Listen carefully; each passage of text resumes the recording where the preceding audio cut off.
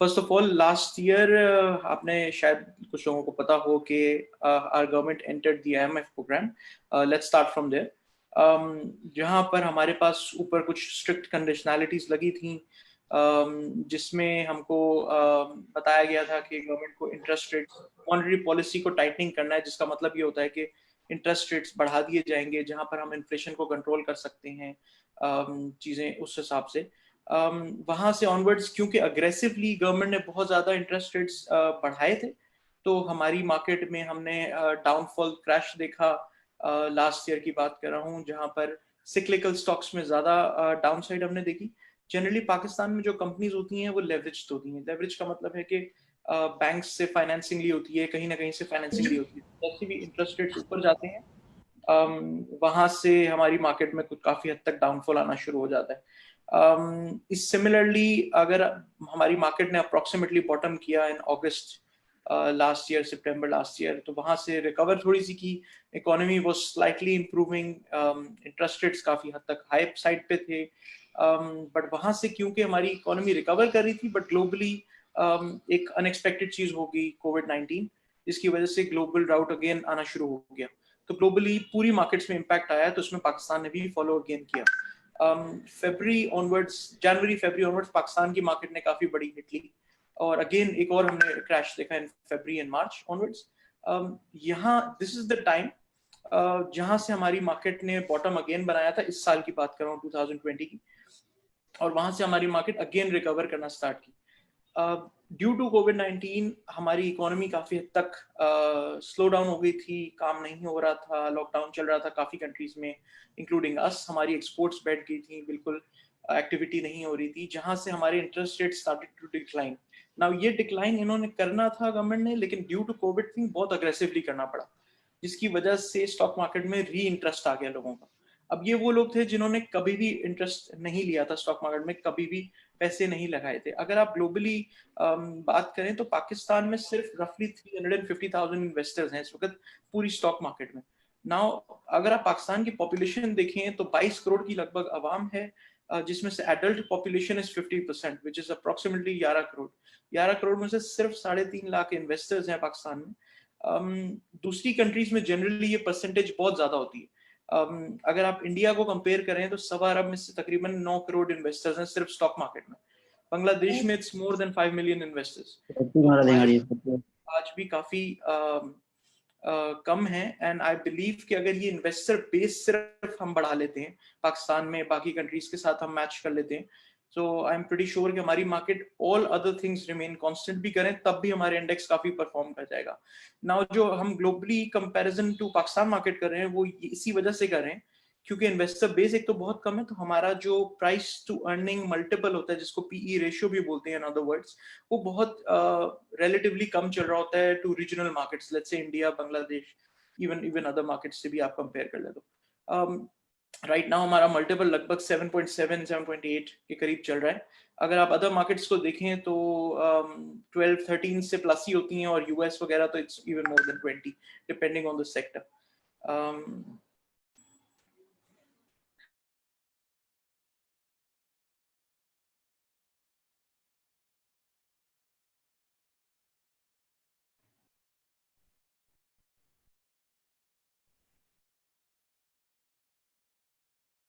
Okay, so I should continue. So basically मैं यही बात कर रहा था कि पी रेशियो हमारा काफी यहाँ पर चीप है, इसलिए हम एडवाइस करते हैं कि अभी भी पाकिस्तान मार्केट में काफी गुंजाइश है.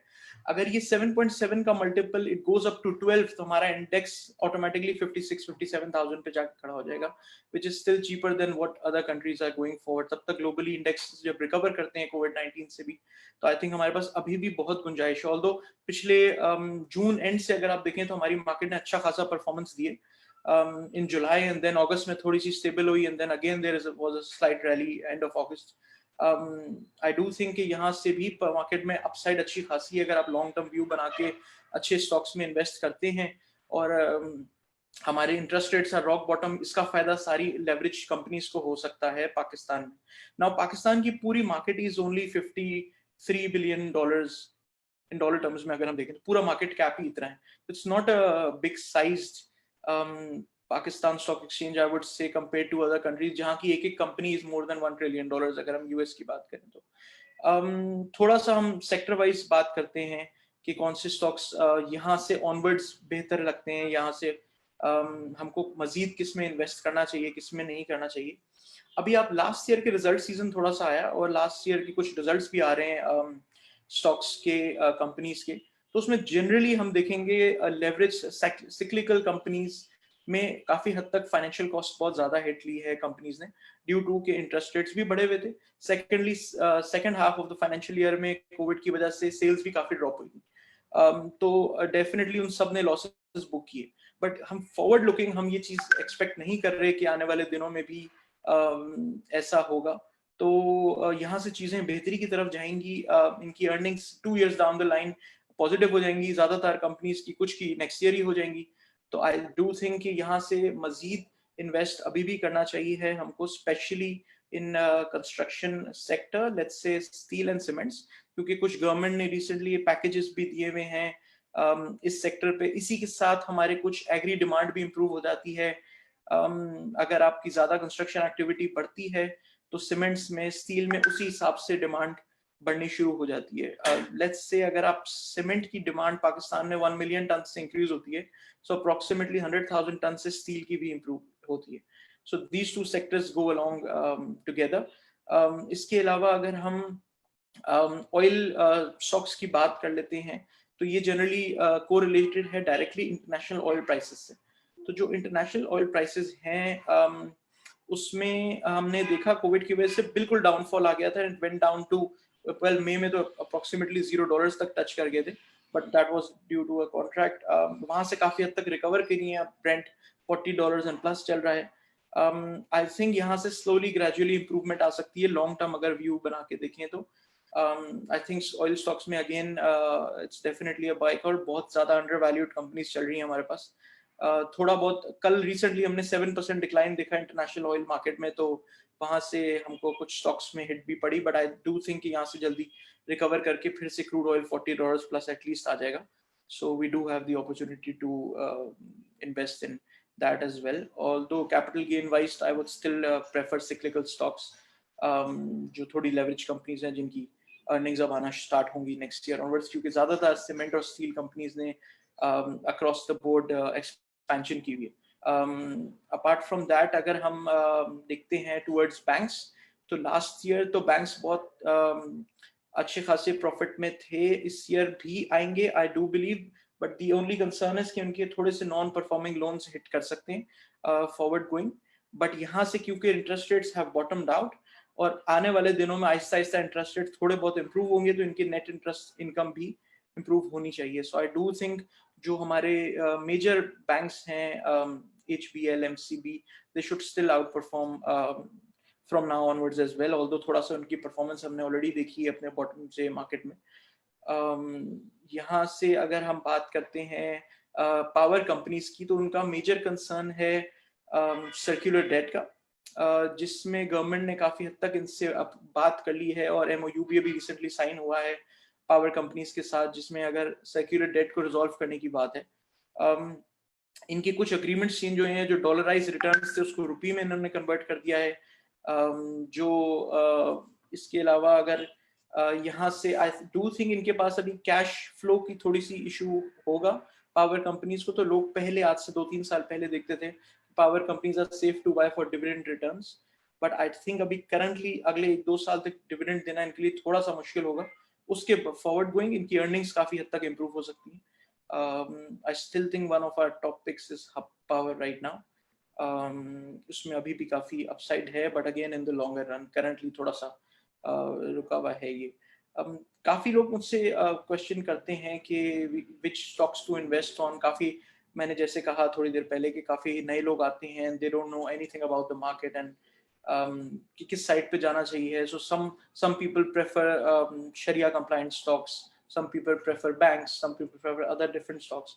So I always suggest them कि आप थोड़ा सा diversify portfolio बनाना चाहिए है between dividend companies and growth based companies, be it Sharia compliant or not, depending आपकी preference क्या है। Approximately 215 companies हैं पाकिस्तान मार्केट में जो आउट ऑफ 542 जो शरिया कंप्लाइंट हैं, तो लोग उसमें भी काफ़ी हद तक इन्वॉल्वमेंट रहती है और ट्रेड कर सकते हैं। सेफली डिविडेंड कंपनीज और ग्रोथ में दोनों में जब भी इन्वेस्ट करेंगे एंड डिफरेंट सेक्टर्स में करेंगे तो रिटर्न एक स्टेबल रिटर्न बन सकता है आपका पाकिस्तान मार्केट में। I do see index going up to 58,000 plus next year onwards. अगर आप लोगों को कोई क्वेश्चंस भी हो तो do let me know, chat पे आप मेंशन कर सकते हैं।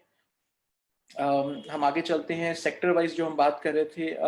ऑयल मार्केटिंग के हवाले से अगर हम बात करें, सो करंटली आजकल वॉल्यूम लीडर है Hascol which comes under oil marketing as well. PSO is there, Shell is there. I do think कि यहाँ से इनके लास्ट ईयर इन्वेंट्री लॉसेस काफ़ी बड़े आए थे, जो आई डू बिलीव कि यहाँ से काफ़ी हद तक रिकवर कर जाएंगे। तो अगर इन्वेंट्री लॉसेस इनके रिकवर करते हैं यहाँ से, तो ये कंपनीज की अर्निंग्स में इम्पैक्ट आता है। जो बड़े बड़े लॉसेस हमने देखी हैं वो लॉसेस थोड़े से श्रिंक होंगे। तो अगर कंपनीज की सिर्फ एक्सपेक्टेड वैल्यू भी निकाल ली जाए तो यहाँ से काफ़ी ऊपर है। आई थिंक यहाँ से काफ़ी अच्छा अपसाइड इस सेक्टर में भी हम देख सकते हैं, even though if oil prices remains the same.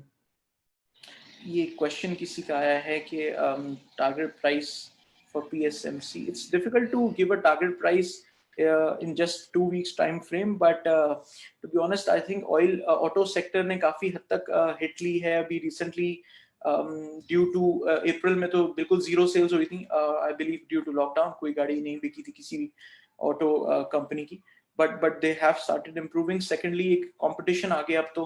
पहले तो हमारे पास मेजरली 3 कंपनीज थी, Suzuki, Honda and in Honda, Suzuki and Indus. I think इसको अगर आप देखें, अब हमारे पास किया और होंडाई भी आ गई है जो अच्छा खासा compete कर रही है इस वक्त मार्केट में, एंड उसकी तो I think demand is even higher than the old companies. I do see कि नेक्स्ट ईयर इनके ऊपर काफी अच्छा टर्न अराउंड आ जाएगा और नेक्स्ट ईयर गोइंग फॉरवर्ड इनकी अर्निंग्स वगैरह सारी काफी हद तक इंप्रूव कर जाएंगी। Someone is asking me question regarding OGDC. Okay, so OGDC is basically an oil and exploration company. It's a highly undervalued stock in the market.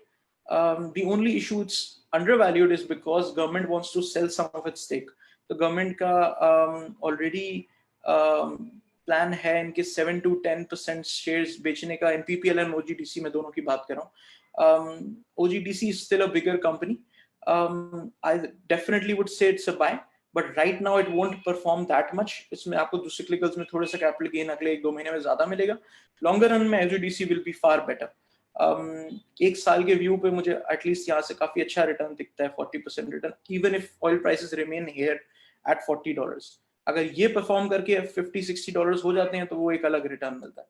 So secondly OGDC का circular debt का जो issue है, it's already there. इनको तकरीबन 300 अरब रुपए लेने हैं government of Pakistan से सर्कुलर डेट के, जिसका इशू अगर रिजॉल्व होता है तो इनकी कैश फ्लो बहुत बेहतर हो जाएगा कंपनी का। अभी तक इनको नहीं मिले हुए पैसे, even then they are able to pay out. So I would definitely pick OGDC as one of our top picks in oil sector.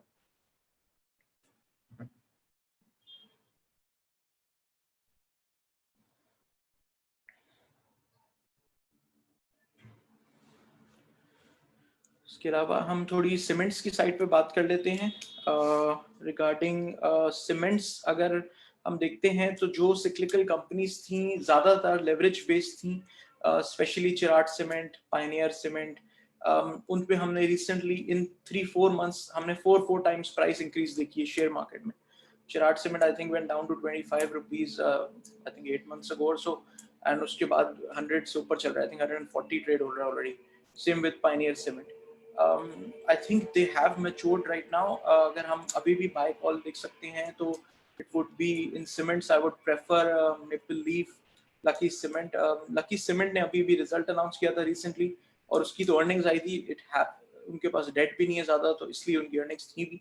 बाकी companies तो loss post करेंगे अभी, but आने वाले दिनों में they would be improving their earnings as well, क्योंकि इन्होंने आज से 2 साल पहले काफ़ी ज़्यादा expansion की थी। तो जब वो पूरी डिमांड इम्प्रूव होती है तो इनकी अच्छी खासी अर्निंग हम देख सकते हैं, और ये लोग अपने बुक वैल्यू से भी नीचे ट्रेड हो रहे हैं और आने वाली अर्निंग्स इनको काफी हद तक हम अपसाइड देख सकते हैं। Even in just 1 year time you can see a 40 to 50% return. lower oil prices good for the refinery sector? So it depends कि उन्होंने oil कहाँ पर purchase किया हुआ है, किस site पे वो sale कर रहे हैं. So it's not always true. It depends on उनकी inventories कहाँ पर आ रही हैं, oil marketing companies की, refineries की, जिस level पे oil उन्होंने buy किया हुआ है वहाँ से बढ़ा हुआ है कि नहीं. So we can't say it's always good lower oil prices. Previous history देखनी होती है. अगर पिछले 15-20 दिन में oil prices ऊपर थी, नीचे गई हैं, तो वहां से उनको कितना इन्वेंटरी गेन आ रहा है. I think that's how to look at the refineries from here. I think Lucky cement, एक क्वेश्चन मैंने अभी देखा है यहाँ पर कि comparison to Lucky and Power cement. Lucky, I think Lucky का पोर्टफोलियो काफी बड़ा है, तो लकी तो ऑलरेडी अर्निंग में है. बाकी सीमेंट कंपनीज की तो अर्निंग्स अभी आई भी नहीं है, लॉस में ही आएंगे मोस्ट लाइकली जिन्होंने अनाउंस नहीं की. Lucky का portfolio is far bigger than any other company in cements. Cement के अलावा they have ICI, they have Kia Motors, they have Morinaga, they have a lot of different big portfolio. तो लोग उसको काफी हद तक prefer करते हैं. Secondly, Lucky Cement को as a normal cement core company नहीं देखा जाता. इसको as a multi corporate देखा जाता है, जिसका multiple बहुत ज्यादा लगता है price to earning का. So price to earning का जब multiple इतना ज्यादा लगता है लकी पे, तो उसकी fair value is far higher than what other companies की बनती है generally, क्योंकि उसको core cement company नहीं देखा जाता. Whereas power cement पे view मेरा still positive है अभी भी, even at this rates. इन्होंने recently expansion की थी, I think it was in February or March or so. इनका power का नया plant online भी आ गया था. वहां से आई थिंक पावर सीमेंट में भी मैं अपसाइड रीजनली भी देखता हूँ. इनका फ्लोट काफी बड़ा है, तो थोड़ा सा स्लोली रिलेटिवली बढ़ेगा. But due to Lucky cement की बात करें, ड्यू टू किया मोटर्स की डिमांड बहुत ज्यादा, उनकी 1-2 गाड़ियां काफी हिट चल रही हैं, सो लोग उसके ऊपर भी लकी सीमेंट को बाय करें as Kia motor comes under that. Coming down to textile, Nishat mill की कोई बात पूछ रहा है, तो टेक्सटाइल सेक्टर में आई थिंक रिसेंटली इनका जो इशू था वो गवर्नमेंट के साथ ये था कि इनको टैक्स रिफंड्स नहीं मिल रहे थे, और काफी बड़े इनके सेल्स टैक्स रिफंड्स खड़े हुए थे. जैसे जैसे वो गवर्नमेंट क्लेम करना शुरू करती है, इनको रिफंड्स, इनकी कैश फ्लो कैपेबिलिटीज बेहतर हो जाती हैं. थर्डली, जैसे ही कोविड इंप्रूव होता है पाकिस्तान साइड पे भी, तो इनकी मिल्स रिसेंटली ओपन हो गई थी सारी, और एक्सपोर्ट्स हमारी इंप्रूव होनी स्टार्ट हो जाएंगी. So I think textile is a very good buy right now, even at current rates, चाहे वो NML हो, चाहे वो Gul Ahmed Textile.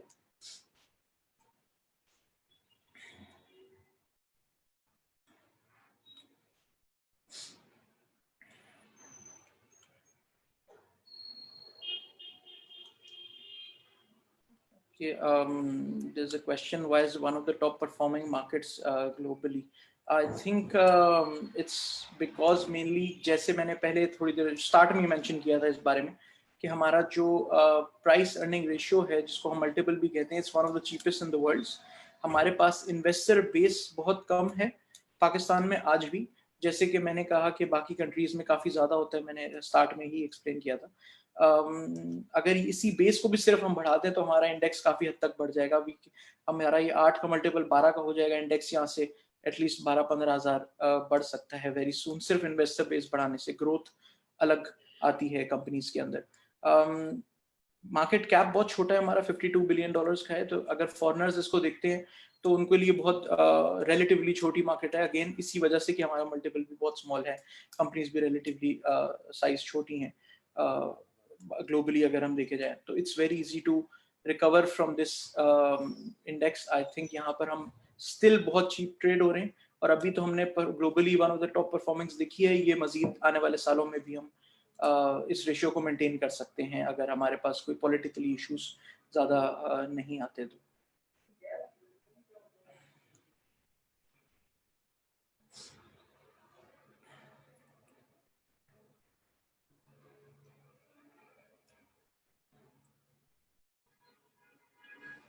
I think if there is any more questions I can answer.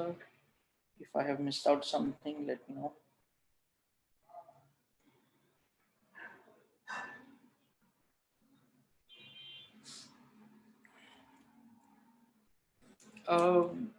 Do you foresee any increase in dividend payout from the companies. So depends on the companies. जैसे मैंने अभी आपको थोड़ी देर पहले कहा कि power companies में payout की improvement इतनी जल्दी नहीं आएगी. It will come at least after 2 years from now. तो उनकी dividend payout वहाँ से improve होगी. Whereas fertilizer will still pay out well. Oil can still pay out well. अगर आप dividend stocks में देख रहे हैं तो I think these two sectors will still definitely dividend wise attractive काफी ज़्यादा रहेंगे.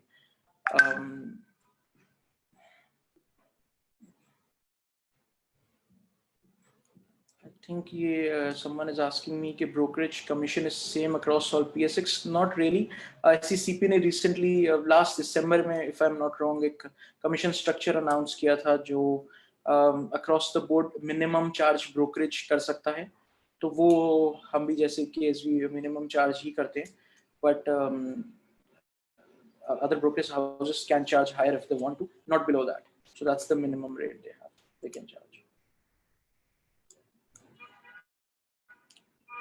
I think FFBL की कोई बात करें तो FFBL में recently इन्होंने authorized capital अपना बढ़ाया था, तो it's possible कि they will announce rights. So इस वजह से थोड़ा सा underperform कर रहा है. If they do announce rights, so of course dilution होती है earnings की, थोड़ा सा share drop होता है, rights मिलते हैं. But वैसे view काफी हद तक positive है FFBL पे भी मेरा. I'm more positive on FFC than FFBL. Capco में right now there's a question on Capco. I don't think right now मैं sell off Capco पे देख रहा हूँ. Capco की however lease expire हो रही है next year, so but it's highly undervalued stock and I can easily target that at 40-45 rupees even on safe side. उनका भी सेक्युलर डेट का अगेन इशू है, तो जैसे ही उनको पैसे मिलते हैं तो पे आउट वगैरह उनका भी इंप्रूव कर सकते हैं बाद में. आगा स्टील की कोई बात कर रहा है. आई थिंक आगा स्टील में अगर अभी आईपीओ आता है, डिपेंड करता है किस वैल्यूएशन पे ट्रेड होता है, तो अभी कहना मुश्किल है. मुझे पता नहीं है कितनी वैल्यू पे ये आईपीओ लेके आ रहे हैं.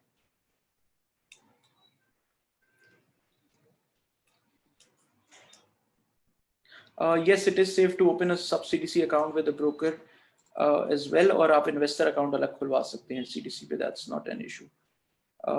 इन्वेस्टमेंट सेफ होती है क्योंकि वो आपके नाम पे होती है. पहले से कई साल पहले शायद सुना था मैंने, ऐसा नहीं होता था, बट अब जो भी ब्रोकर के पास अकाउंट खुलता है वो शेयर्स आपके नाम पे होते हैं and it still remains your even if कोई इशू होता है तो. I think that should do. Thanks very much. अगर कोई कॉन्टैक्ट करना हो तो you can always email me at hamad@ksb.com. और हम लोग आप लोग प्लीज डाउनलोड कीजिएगा हमारी application ktrade.pk. There is some question about Hum Network and Those Steel apparently. So basically Those Steel, I have heard they are not in operations right now. I believe इससे बेहतर stocks आपको market में available मिल जाएंगे. Secondly, regarding Hum Network, I think Hum Network में अचानक से काफी बड़ी हम रैली देख चुके हैं. So I would suggest again some other stocks to go for rather than this. I think that should do. Thank you very much. As I said, you can always email me at hamad@ksb.com और हमारे info पे contact number पे भी आप contact कर सकते हैं. हमारी customer service की team will help you opening accounts as well. Thank you. Allah Hafiz.